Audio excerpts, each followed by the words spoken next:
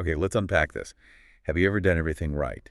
You crushed that workout, you nailed your water intake, you eat the kale salad for dinner, and you head to bed feeling like, the reigning champion of wellness. You feel virtuous, completely productive. You put your head on the pillow. You think, I'm getting a perfect night's sleep, Right. only to wake up the next morning feeling somehow heavy, stiff, completely groggy. And the only thing your brain can articulate is a deep, desperate need for something sweet or starchy. Exactly. You just hit the undo button on your entire day and you didn't even realize it. Yeah. That's the mission for this deep dive.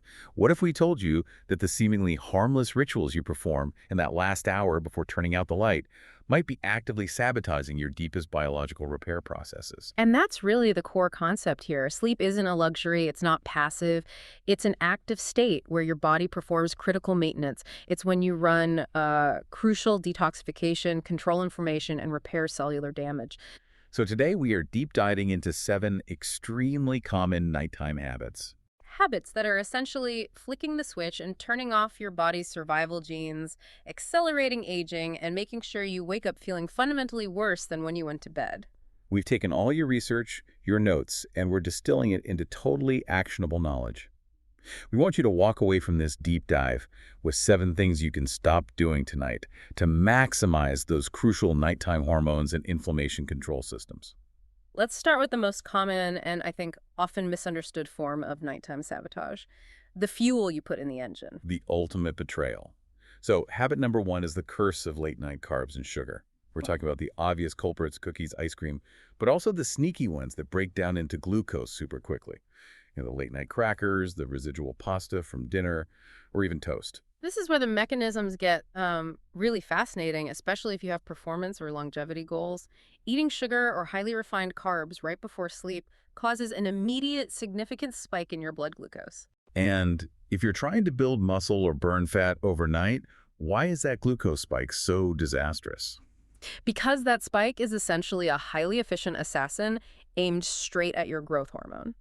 GH is the primary fat-burning, muscle-building, tissue-repairing hormone. It works while you sleep, peaking during deep sleep cycles. Okay.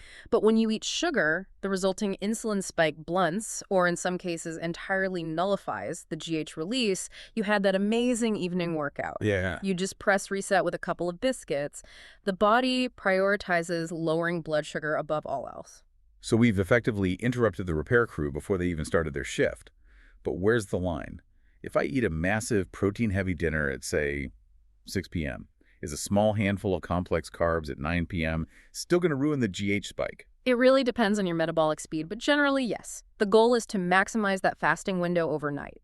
You need to give yourself at least 90 to 120 minutes of carbohydrate-free time before lights out to ensure that GH spike is optimized. If you're spiking insulin right before bed, you're not fasting. You're actively storing, not repairing. And this high blood sugar doesn't just block GH, it creates this disruptive roller coaster, often resulting in that dreaded middle-of-the-night wake-up. Precisely. Your body struggles to stabilize that glucose, interrupting those crucial deep delta wave cycles. And then you hit the morning, and the cycle of sabotage continues. You experience the dawn phenomena, the liver makes extra sugar to prepare you for waking up, but because your sleep was terrible. You feel awful. You wake up feeling completely groggy, irritated, and guess what your brain demands to fix the slump? More sweets. More sweets. You have literally engineered a state of failure for the next day. All right, moving from sugar to fat, let's talk about habit number 2, the fried food fiasco. We're targeting those late-night chips, the fast food run, or really anything cooked in industrial seed oils. These foods are inflammatory landmines. The sheer density of saturated and crucially oxidized polyunsaturated seed oils sends a chemical alert throughout your system. Going to bed bloated is essentially sending a loud internal wake-up signal to your brain via your digestion. It's like your body's cleanup crew has to suddenly pivot from repairing your cells to dealing with a grease bomb. That's a perfect way to put it. I used to get this weird nausea or burping feeling, almost like indigestion, right as I was trying to drift off. That is the sound of your gallbladder yelling at you. Those oils are incredibly hard on the gallbladder and bile duct. But here's the surprise element from the sources. Eating lots of oxidative seed oils actively neutralizes melatonin. Wait, why is that important beyond just falling asleep? I thought melatonin was just the sleep hormone.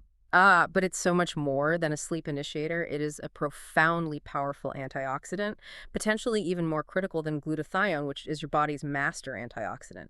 Melatonin is crucial for detoxification, especially in the brain, and for DNA repair. So when you neutralize it with inflammatory oils, you're hitting the pause button on your brain's primary nightly cleanup cycle. So if you wake up feeling mysteriously stiff and achy, that's not just slipping wrong on the pillow. Not at all. That is the direct result of the systemic inflammatory response those oils triggered while you were supposed to be in recovery mode. Okay, quick question on that. What about salt cravings? Sometimes that's what drives me to the chips. That's a great point. Low sodium levels can actually raise cortisol and put the liver in overdrive, which can trigger those cravings. Instead of grabbing the chips and all the inflammatory oils and carbs that come with them, try a tiny pinch of sea salt on your tongue. But the best fix is to ensure you add adequate salt to your actual dinner earlier so the craving never hits at 11 p.m. We've covered the fuel you put in the engine. Now let's talk about the biological noise you create around that engine. The next two habits are all about hormone homicide via modern technology. Habit 3, giving your phone the last word. The melatonin massacre. I mean, everyone sort of knows blue light suppresses melatonin, but we really need to emphasize the profound consequences. As we just discussed, melatonin is the night shift manager for DNA repair. Every time you scroll, you're effectively firing that manager. I read in the sources that the bar for suppression is ridiculously low. Scientists measure light intensity in lux. Can you explain what 8 lux means in real-world terms? Absolutely. It only takes 8 lux, which is the light equivalent of a candle flame a few feet away, to significantly suppress melatonin production. Just 8. Just 8. Now think about your smartphone screen. It emits about 30 lux. That's guaranteed suppression. It's like standing under a spotlight right before you try to go to sleep. And the consequence of that isn't just a delayed bedtime, is it? It's that we inhibit deep delta wave sleep and REM sleep, slowing down the entire hormone restoration process. That's the critical takeaway. That slowdown is linked directly to cellular longevity. If you ever needed a dramatic fact to put the phone down, consider this. The World Health Organization classifies regular shift work, which constantly interferes with these critical light-dark cycles, as a probable carcinogen. A probable carcinogen. That's how fundamental the melatonin cycle is to keeping your DNA repaired and your cells non-mutated. Exactly. And if the light wasn't enough, we add insult to injury with habit number 4, cuddling with your charger. The favorite modern ritual, right.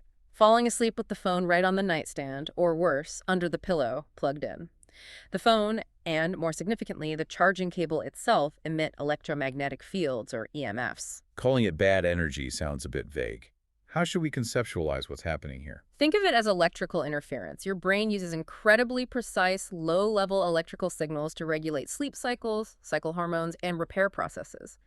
Introducing a concentrated source of non-native electromagnetic radiation right next to your head, especially while charging, actively interferes with that regulation. So it's like static on the line. It's static on the line. It blunts melatonin even further and makes it harder for the brain to cycle into truly restorative deep sleep. So the simple solution really does make a massive difference then. It does. Put the phone on airplane mode so it's not actively sending and receiving massive radio signals, and just keep it away from your body. Even 3 feet of separation or placing it in the next room while it charges can drastically reduce the exposure to that interference near your command center. Okay, now we move into the pitfalls of fake rest, starting with habit number 5. The sleepy time, drink alcohol. Yes, the great deceiver. Alcohol tricks you into feeling sleepy because it's a central nervous system depressant, but that is chemical sedation, not actual rejuvenation. The moment that alcohol enters your system, your body switches instantly from scheduled repair to an emergency status. Because your body views alcohol as essentially a poison, it has to remove immediately. Correct. The body's priority shifts 100% to detoxification. So all the wonderful repair work that growth hormone and melatonin were supposed to do is put on hold while your liver and body perform an emergency cleanup. You're horizontally unconscious, but you are not truly sleeping. Not at all. And that's why you often wake up a few hours later wide awake, even if you had a large amount of alcohol. Why does that happen? Because alcohol actively raises cortisol and adrenaline, your body's core stress signals. It's the exact opposite of the calm state you need for deep, restorative sleep. Furthermore, alcohol severely depletes vitamin B1 thiamine, which is essential for a calm brain and balanced nerves. And that depletion is why you can wake up the next day feeling super anxious or on edge, That's right? it exactly. That nervous tension, even if you got 8 hours of sleep, is a direct result of that B1 depletion. That explains so much.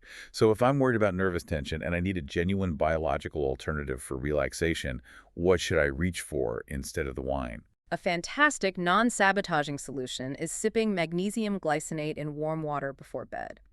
Magnesium is a natural muscle and nervous system relaxant that lowers cortisol. And crucially, the glycinate component is an amino acid that boosts GABA, which is the primary inhibitory neurotransmitter that promotes genuine calm and sleep readiness. Much better than the chemical alternative. Which brings us to habit 6. Relying on the quick fix pill. The sedating antihistamines or over-the-counter sleep aids. Again, we have to stress this isn't medical advice, but a discussion of sleep science. These compounds artificially induce a sedated state, often by hijacking systems like histamine receptors, but they do not deliver genuine restorative sleep. Tell me about it. I took one of those OTC pills once, thinking I'd seize the day with 8 hours of mandated sleep. Instead, I woke up feeling like my brain had been replaced with lukewarm mashed potatoes. Chuckles, that's a good description. I literally spent 20 minutes looking for my keys, which were in my hand the whole time. It was embarrassing. That's the classic side effect, because you never truly cycled into the deep delta wave and REM sleep needed for full cognitive restoration. You were sedated, not refreshed. The data is clear. These sedatives result in measurable reductions in focus, concentration, and memory the next day. So you're trading one night of perceived sleep for the next day's cognitive impairment. It's a bad trade. A very bad trade. And it creates the tolerance effect, which is the definition of escalation. You need more and more of the drug to get the same result. Chasing fake refreshment with ever-increasing doses, you're chemically forcing your body to be quiet, but you are not allowing it to clean house. We've saved the ultimate sabotage for last, and it's the most celebrated habit of the modern grind. Habit number 7, sleep deprivation. Just trying to get by on less than 7 hours. This is the productivity lie. We are conditioned to believe that pushing past 7 hours means we are ahead of the game, sacrificing rest for short-term gain. We wear chronic sleep debt like a badge of corporate honor. But the body doesn't give out bonus points for skipping maintenance. What are the actual acute consequences of chronic sleep debt? They are dramatic and immediate. Listen closely to this detail. Less than 6 hours of sleep creates a 70% drop in killer T cells. 70%? That's staggering. That's a massive hole in your defenses. It drastically spikes your risk for cancer and viral infections. This is not some abstract scientific fear. This means if your coworker sneezes, your body is 70% less equipped to fight that bug simply because you skimped on sleep for a few nights. You have actively turned off your immune system's core defense mechanism. You've disarmed it. And it hits your metabolism hard, too, connecting right back to habit 1. How so? Research showed that just 6 days of getting only 4 to 5 hours of sleep can induce insulin resistance in a perfectly healthy person. This is enough to push someone with existing resistance into a pre-diabetic state. Lack of sleep affects your blood sugar management as powerfully as eating junk food does. So when we combine this chronic deprivation with the other habits, the sugar, the light, the pills, it just becomes an exponential disaster. We're actively turning off necessary survival genes across the board, hindering our body's ability to clean toxins, which increases dementia risk, and stopping hormone repair. It affects everything, from your energy levels to your sexual health, like affecting testosterone and contributing to erectile dysfunction in older men. If you're not giving your system the time to clean the pipes, repair the foundation, and reset the hormones, you are sacrificing longevity and clarity for the illusion of productivity. That is a phenomenal synthesis. Whether it's the sugar shutting down growth hormone, the blue light neutralizing melatonin, the seed oils driving systemic inflammation, or chronic deprivation just decimating your T cells and spiking insulin, all 7 habits actively interfere with the essential hormones and systems needed for nighttime repair and longevity. We spend a third of our lives sleeping, or we're supposed to. But if we sabotage that third, we're sacrificing everything else. Sleep isn't just about resting, it's about deep biological purification. So the biggest decision we make all day isn't what we eat for lunch or how many hours we put in the gym. It's how we prepare our bodies and minds to power down for the night. So the question is, are you powering down, or are you just powering through? Something to mull over tonight before you instinctively reach for that phone or that bag of chips.